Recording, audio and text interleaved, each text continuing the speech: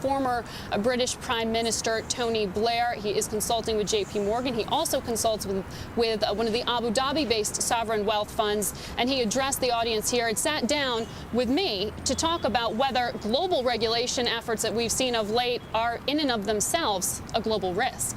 My view would be that in the end, yes, it's true, we've been through a profound financial crisis. It's been very, very difficult. We've got to learn the lessons for that. We've got to adjust the regulatory system as a result of it. But we are still going to need the financial sector to be creative and innovative and dynamic. And so it's important that we, as it were, make the changes that are necessary without flattening or sitting so heavily on it that we lose that creativity. Now, I hope and believe that we will get that balance right. But it's difficult because the public obviously is putting their political leaders under a lot of pressure. You know, there aren't many people out there defending the financial system at the moment and so on, and all of that I totally understand. But in the end, we've just got to remember one thing.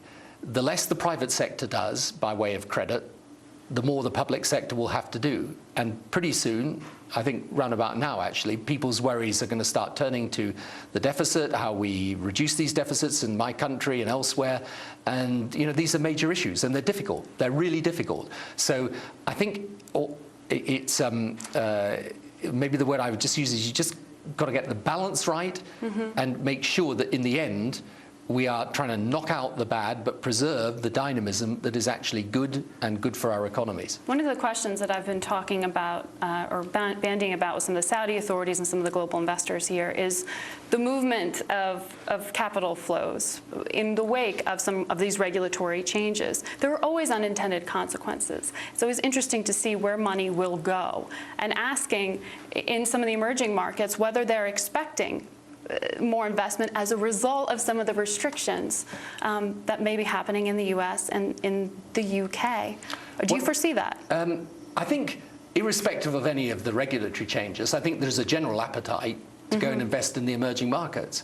Look, I mean, you know, power is shifting east, people can see that very clearly. And you see that here. You see the Chinese investors very much present in Saudi Arabia right now. And so, you know, there's no doubt at all, precisely because these people here also have money to invest. So there's going to be, I think, a perfectly natural shift of power in that way.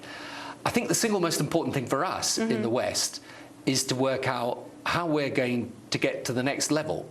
How we're going to be adding value, how we can partner people out in the emerging markets to bring benefits for our own economy as well.